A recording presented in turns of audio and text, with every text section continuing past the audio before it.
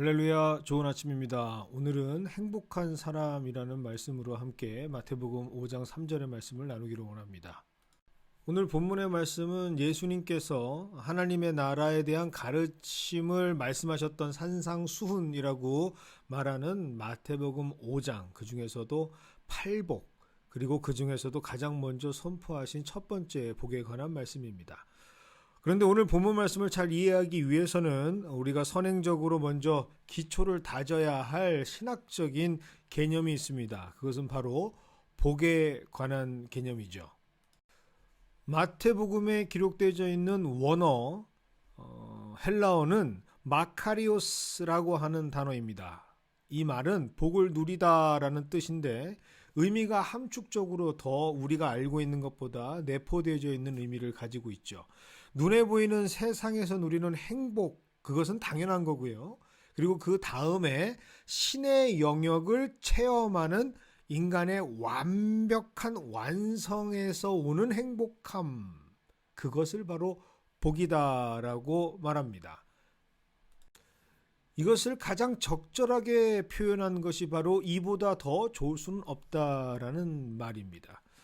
육신과 영혼을 채워주는 만족함에서 나오는 행복하다. 이보다 더 좋을 수 없다라는 의미가 됩니다. 그래서 오늘 본문은 이러한 느낌, 이러한 모습으로 우리가 행복하다라는 의미로 우리가 함께 대입해서 봐야 할 필요가 있겠죠. 그래서 복이 있다라는 것을 행복합니다라는 말씀으로 다시 말씀을 해석해 본다면 이렇게 기록되어 있는 것이죠. 마음이 가난한 사람은 행복합니다. 슬퍼하는 사람도 행복합니다. 온유한 사람은 행복합니다. 의에 줄이고 목마른 사람도 행복합니다. 라고 말이죠. 그런데 솔직하게 오늘 말씀은 우리의 고개를 갸우뚱하게 만드는 말씀이기도 합니다. 보통 사람들, 일반적이고 상식적인 선에서 이해를 하고 있는 사람들, 사회 통념과 정서를 가지고 있는 사람들이 볼 때는 참 이해하기 쉽지 않은 본문이죠. 솔직히 오랜 신앙생활을 하신 분들 역시도 한 번쯤은 글쎄 이게 무슨 뜻일까라고 생각해 보신 적이 있을 겁니다. 가난한데 행복해? 슬퍼하는데 행복하다고? 온유한데 행복하다? 의에 줄이고 목마른데 행복하다, 역설의 의미인가? 당최 선뜻 납득하기가 쉽지가 않습니다. 그래서 오늘 우리가 이 말씀을 더 정확히 보기 위해서는 하나님의 마음으로 말씀을 봐야 합니다. 하나님의 시각으로 말씀을 봐야 하죠. 즉 우리가 보지 못하는 어른거리는 잘 보지 못하는 그 말씀을 하나님의 마음이라는 안경을 쓰고 보게 되면 말씀을 보실 수가 있습니다. 그래서 우리가 각 절마다 하나님께서 보실 때는 이라고 하는 그 마음으로 말씀을 보시게 되면 마치 보이지 않았던 사물이 짠 하고 확실하게 보여지는 기능을 경험하실 수가 있습니다. 그렇죠. 우리 관념에서는 마음의 가난이 복이 될 수가 없습니다. 그러나 하나님께서 보실 때는 마음이 가난한 사람은 행복한 사람이 될 수가 있습니다. 즉 세상에서 말하는 행복과 하나님께서 말씀하시는 행복에는 큰 차이가 있다는 것을 알려주시는 말씀이죠. 이것을 먼저 이해한 사람만이 오늘 예수님께서 말씀하신 그 이유가 무엇인지 참된 진리를 깨달을 수가 있습니다. 이것을 기초로 해서 오늘 말씀 한 절밖에 안 되지만 우리가 함께 나눠보기를 원합니다. 오늘 말씀을 하나님의 마음으로 볼 때 첫 번째, 하나님께서 보실 때 마음이 가난한 사람은 행복한 사람입니다 라고 우리는 다시 오늘 말씀을 볼 수가 있습니다. 그렇다면 여기서 또 우리가 궁금한 것은 바로 마음이 가난하다라는 뜻은 무엇일까? 여기서 마음이 가난하다라는 뜻은 심령, 즉 그 마음이 하나님의 뜻으로 늘 채우기를 원하고 갈망하고 소망한다는 의미를 가지고 있습니다. 그래서 오늘 이 본문 말씀의 가난이라고 하는 이 단어는 무엇인가 계속 추구하는 상태를 말하는 결핍의 의미를 가지고 있습니다. 늘 하나님의 뜻에 자신을 비추어 봤을 때 하나님 앞에 자신은 내어놓을 수 없는, 자랑하기 부끄러운, 그러나 늘 하나님의 뜻을 이루기 원하는 결핍의 상태를 말하는 것이죠. 저는 한국에서 목회를 할 때 6년 동안 원목을 했습니다. 수많은 장례식을 집례했죠. 많게는 한 주일에 3번까지도 장례를 집례했던 기억이 있습니다.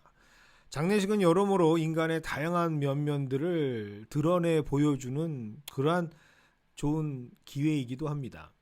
특별히 고인을 정말 누가 사랑했는지, 어떤 사람이 고인을 가장 안타깝고 가장 보고 싶어하는 사람인지, 그리고 가장 사랑했던 사람인지 명명백백하게 드러내주는 시간이기도 하죠. 아직도 기억하고 있는 한 가정이 있습니다. 오랜 투병 생활로 인해서 고인이 되신 분의 장례가 소위 말하는 호상이었습니다. 너무 아파하고 고통스러우셨던 그 투병 생활, 제가 한 4년 정도 옆에서 지켜보면서 너무 힘들어 하시는 것을 봤기 때문에 본인은 물론 주변에 있는 사람들이 얼마나 힘들고 어려웠는지를 잘 압니다. 그래서 다들 슬프지만 동시에 잘된 일이다라고 위로를 하는 장례였습니다. 그런데 그때 그 유가족 중에 아들 한 분이 계신데 장례식 당일부터 너무 잘된 일이라고 기뻐하시는 것을 봤습니다. 오히려 위로를 위해서 오시는 조문객들에게 우리 어머니 천국 가셨으니까 감사한다라고 오히려 기뻐하시는 모습을 보았습니다. 그리고 혼자서는 어떤 일을 하셨는지는 모르겠지만 저는 장례가 치러지는 제가 본 3일 동안은 단 한 번도 눈물을 흘리는 것을 본 적이 없습니다. 그런데 아이러니하게도 그 아드님의 며느님은 너무나도 괴로워하셨죠. 난 죄인이라고 더 열심히 어머니를 모셨어야 했는데 자책하시면서 너무 많이 슬퍼하시는 모습을 보았습니다. 6년의 투병 생활에 간병인 없이 거의 매일매일 대소변을 받아 가시며 24시간 중에 6시간 이상 대부분의 인생을 시어머니와 함께 하신 며느님. 그런데 그는 가슴을 치며 아파하고 자신이 가장 큰 죄인이라고, 내가 좀 더 잘 모셨으면 더 사실 수 있었는데 라면서 하염없이 눈물을 흘리셨던 그 며느님이 저는 기억이 납니다. 오늘 성경이 말씀하시는 마음이 가난한 사람이 바로 이런 사람입니다. 하나님 앞에서 최선을 다하고 열심을 다하고 모든 것을 희생하고 감당하지만 그럼에도 불구하고 늘 자신이 부족하다고 여기는 사람. 어떻게 하면 더 하나님의 뜻대로 살 수 있을까? 그 마음에 하나님의 것으로 더 채우기를 원하는 사람, 그 사람이 바로 마음이 가난한 사람이다 라고 말씀하시는 것이죠. 이러한 사람은 하나님께서 보시면 얼마나 행복한 사람인지 이제 이해가 될 줄 믿습니다. 하나님께서는 참된 행복으로 그에게 하나님의 나라를 허락하시죠. 그래서 또 한 번 그는 행복해질 수가 있습니다. 여기서 우리가 분명하게 또 이해해야 되는 경우가 있습니다. 바로 하늘나라라고 하는 개념이죠. 보통 천국이라고 하는 곳을 이해할 때 우리는 신들의 세계, 신이 있는 곳, 또 저 천성 정도로 생각을 합니다. 어렸을 적 구름 사이로 빛이 내려오는 것을 보면 저기에 천국이 있는 것은 아닌가라는 생각을 해본 적도 있습니다. 하지만 성경에서 정의하고 있는 하나님의 나라 천국은 하나님께서 통치하시는 하나님의 주권이 역사하시는 나라라는 뜻입니다. 보통 망명을 신청하는 사람의 경우 아주 급박한 상황에는 물리적으로는 그 나라에 위치하고 있지만 주권이 다른 나라의 주권지라고 인정되고 인식되는 대사관을 통해서 망명하는 경우가 있습니다. 그 애가 우리가 잘 알고 있는 탈북자들의 예죠. 어떻게든 그들은 중국까지 도착을 합니다. 그리고 나서 기회를 엿본 다음 제3국, 일본이나 미국, 또 오늘 사진에 보이는 것처럼 독일과 같은 그러한 대사관으로 진입을 한 후에 비록 그 대사관이 중국에 위치하고 있지만 그 주권은 해당 국가에 있기 때문에 이렇게 그 대사관으로 진입한 후에 망명을 하게 되는 것이죠. 이와 같은 이해로 우리가 천국을 이해하셔야 합니다. 그래서 천국은 하늘 위에 있는 나라로 국한돼서는 안 되는 것이죠. 하나님께서 통치하는 나라. 이것을 가장 정확하게 이해하고 있는 사람들이 부르는 찬양이 그래서 438장 내 영혼이 은총 입어라는 찬양입니다. 특별히 3절이 이 신앙의 정수를 노래합니다. 높은 산이 거친 들이 초막이나 궁궐이나 내 주 예수 모신 곳이 그 어디나 하늘나라. 그렇습니다. 예수님께서는 이렇게 가장 귀하고 복된 사람이 바로 우리가 되기를 오늘 원하시면서 이 말씀을 선포하고 계십니다. 예수님께서 가장 먼저 선포하셨던 말씀, 복음은 회개하라, 천국이 가까웠느니라 라는 말씀이죠. 그 천국은 하나님께서 통치하시는 하나님의 주권이 임하는 나라입니다. 그 나라에 들어갈 수 있는 자, 그 나라에 들어가 생명을 얻고 구원을 얻을 수 있는 자는 바로 하나님의 것을 갈망하고 늘 그것을 사모하는 사람이며 더 하나님의 말씀과 하나님의 뜻을 알기 원하고 그렇게 살아가기 원하는 소망하는 마음이 늘 그 마음속에 있는 하나님을 향한 사랑이 충만한, 그렇지만 더 하나님의 것을 원하는 결핍, 가난한 마음을 가진 사람이라는 것을 우리는 다시 한번 깨닫습니다.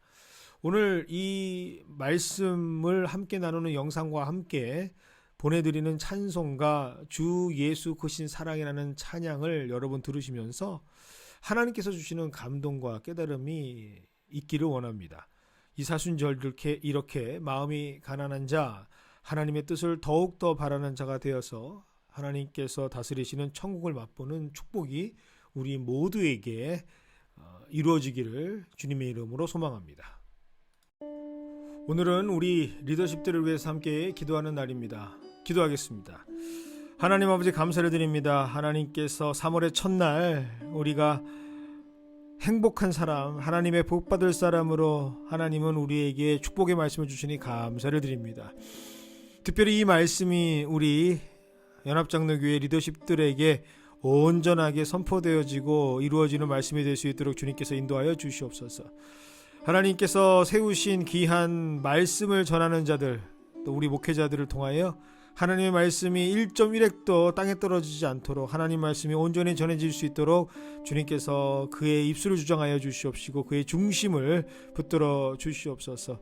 특별히 말씀을 전하며 사랑을 전하고 보이지 않는 하나님을 증거하는 이 일에 기쁨을 다하는 우리 모두가 되게 하여 주시옵소서. 또 우리 장로님들, 당회원들 한 분 한 분 주님께서 지켜주셔서 교회를 이끌어 나가심에 있어서 부족함이 없도록 하여 주시옵시고 그 기준이 바로 주의 말씀이 되게 하여 주시옵시며 하나님 마음으로 이 모든 일들을 잘 감당할 수 있도록 주님께서 인도하여 주시옵소서. 특별히 우리 교사 선생님들을 위해서 기도하기를 원합니다. 그들에게 사랑을 전하고 그리고 양육하는 일에 끊임없이 최선을 다해 주시는 귀한 우리 선생님들 한 분 한 분 주님 기억하여 주시옵시고 그들에게 필요한 것 주님께서 공급하여 주시고 그들에게 꾸짖고 후히 주시는 하나님의 놀라운 사랑과 은혜가 넘쳐나는 우리 선생님들 될 수 있도록 인도하여 주시옵소서. 특별히 이 시간 우리 목자들을 위해서 기도하기를 원합니다. 또 목녀들을 위해서 기도하기를 원합니다. 하나님께서 맡겨주신 귀한 목장, 정말 주님께서 주님의 어린 양들을 돌보듯이 하나님께서 붙잡고 인도하듯이 하나님 그들에게 하나님의 마음을 잘 전달하며 모든 일들을 감당할 수 있는 귀한 리더십들 되게 하여 주시옵시고 또 사역을 감당하시는 분들 하나님 한 분 한 분 주님께서 기억하여 주셔서 그들의 손이 늘 하나님의 것으로 풍성케 하여 주시옵시고 충만케 하여 주시옵소서. 교회 일들을 감당하면서 실족지 않게 하여 주시옵시고 또 많은 사람들과 함께 하면서 그 일들이 확장되어지고 더 넓고 깊어질 수 있는 은혜를 허락하여 주시옵소서. 하나님 혹시라도 그 마음에 상처가 있다면 하나님께서 보듬으시고 안으시고 하나님께서 치유하시고 하나님께서 위로해 주시는 귀한 역사가 시작되어지기를 원합니다. 하나님 기억하여 주시옵소서. 예수님의 이름으로 축복하며 기도드리옵나이다. 아멘. 오늘 하루도 은혜가 충만한 하루가 되시기를 원합니다.